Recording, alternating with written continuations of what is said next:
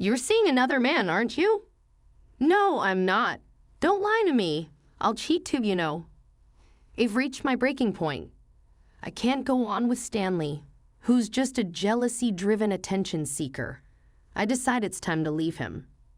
My name is Katie, a 26-year-old homemaker. Stanley and I have been married for almost a year. While most people enjoyed the honeymoon phase, I find myself unable to say that I'm truly happy. I met Stanley at a party hosted by a mutual friend. I was instantly captivated by him. He was charming, good-looking, and worked for a major company. There was just one catch. He was 10 years older than me. Because of the age gap, the other women at the party seemed a bit hesitant around him, but I've always liked older men, so this was actually a plus for me. Stanley seemed to like me too and initiated a conversation.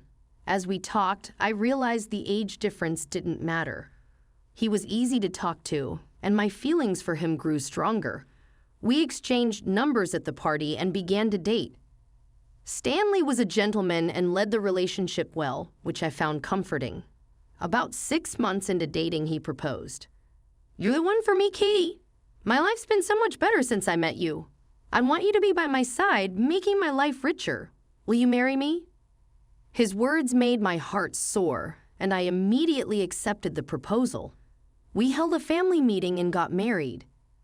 Our wedding was a joyful event with many attendees, making us feel truly blessed. Then came our married life. At his request, I quit my job to become a full-time homemaker, so I put mine all into household chores every day. This fried chicken is really good. Really? I'm so glad, Katie. You're a fantastic cook. Thanks. Well, I lived alone for a while, so I got pretty good at cooking for myself.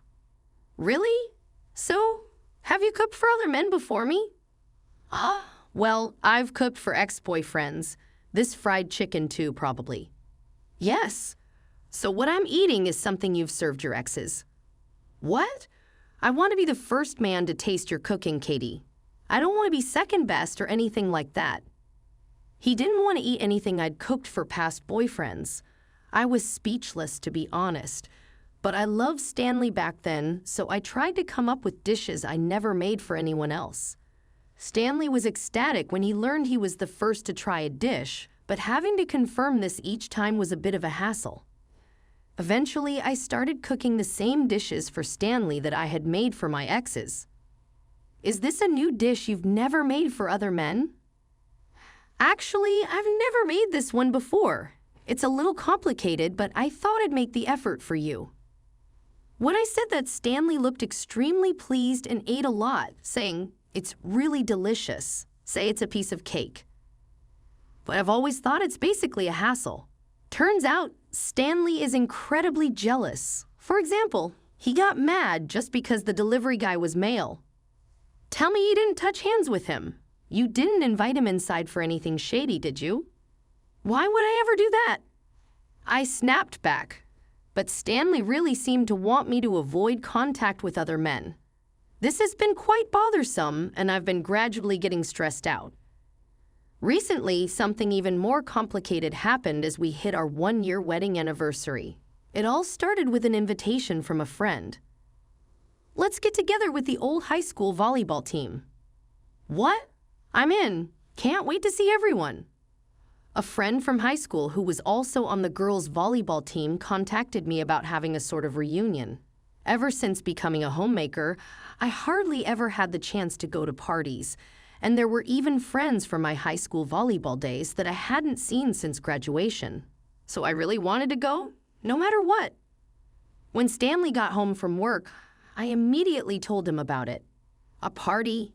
Yeah, it's a gathering for the women's volleyball team. No way, you can't go. What? Why not? Aren't men going to be there? No. Didn't you hear me? It's for the women's volleyball team. But what if men end up coming later? Or what if the men's volleyball team gets invited and it turns into a mixed gathering? In any case, I can't let you go to such a risky place. Why don't you trust me? Are you saying you married a woman who's not trustworthy? I didn't mean it that way. Then give me permission. I want to see my high school friends after such a long time. Okay, fine. Stanley reluctantly gave me permission to go to the party. Geez, it's exhausting that I have to go to such lengths just to attend a women-only party. I never thought Stanley would be this controlling and jealous. Age may not matter, but he's 10 years older, so I wish he'd acted with a little more maturity. 2 weeks later, I went to the venue where the party was being held and reunited with my high school women's volleyball team. We had a great time catching up and sharing old memories. About 2 hours into the party, my phone rang. It was a call from Stanley. "Are you okay?" "You don't have to answer," my friend seated next to me said as I glanced at the screen and set the phone back on the table. "Yeah, it's fine. It's just Stanley, probably telling me to come home." "Your husband?" "Yeah. He's incredibly jealous." Once the topic shifted to Stanley, I opened up to everyone about how controlling and jealous he was. Everyone was surprised to hear my story and felt disgusted by Stanley's behavior. "That sounds like such a hassle. I couldn't handle that." "Me neither. I'm amazed your marriage has lasted." Everyone chimed in, saying how strange Stanley was and took my side. I turned off my phone and continued to have a great time with everyone. I felt really grateful for having someone to vent to. It did wonders for my stress levels. Thinking this, I reached the corner where my house is and turned on my mobile phone.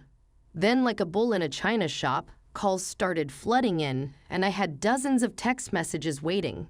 "What's going on here?" All the messages were from Stanley. Every message was something like, "Why aren't you home yet?" "Come home now, or you're meeting a guy, aren't you?" I could only sigh. Just when I was in a good mood, Stanley ruins it. As I walk in the door, Stanley is there like a thundercloud. "Hey, what's the deal?" Ignoring my messages and turning off your phone. "I'm sorry, but we were all having a good time and I didn't want to be interrupted." "So you were with a man?" "What?" "No, it was only women." "Look." I show him a photo taken with everyone. Everyone from the women's volleyball team is in the picture. No men to be seen. "If you've done nothing wrong, then you could have at least responded to me. Why do you have to turn off your phone?" Enough is enough.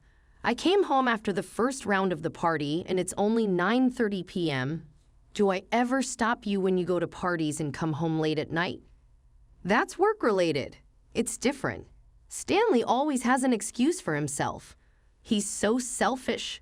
It's infuriating. I decided then, if something like this happens again, I'll break up with Stanley. Sometime later, something troubling happened. "What?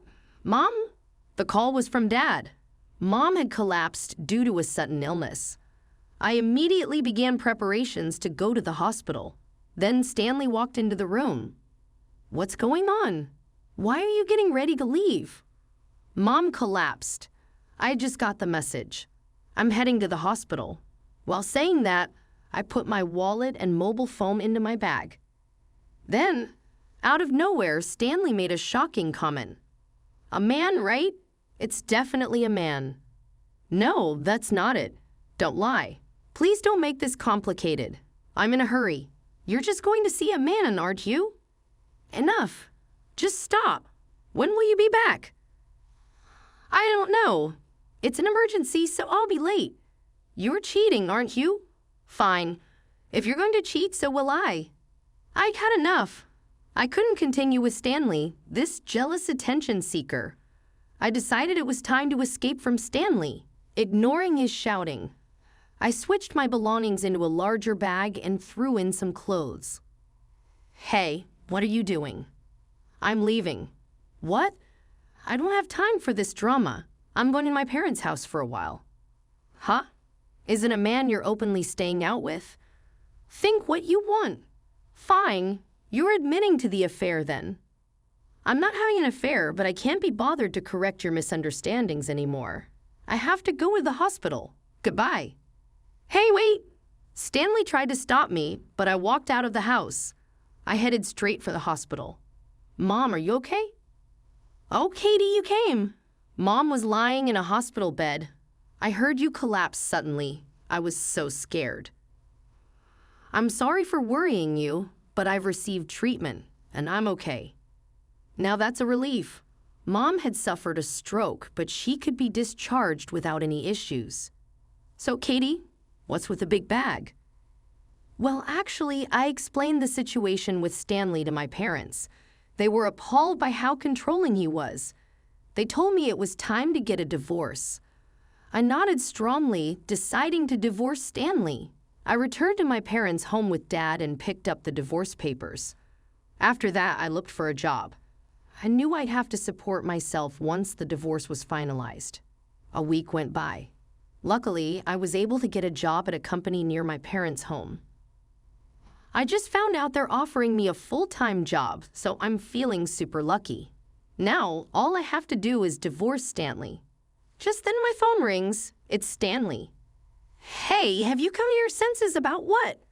What do you mean? About what? Are you still with that guy? No way. I'm at my parents' house with my dad. Don't lie.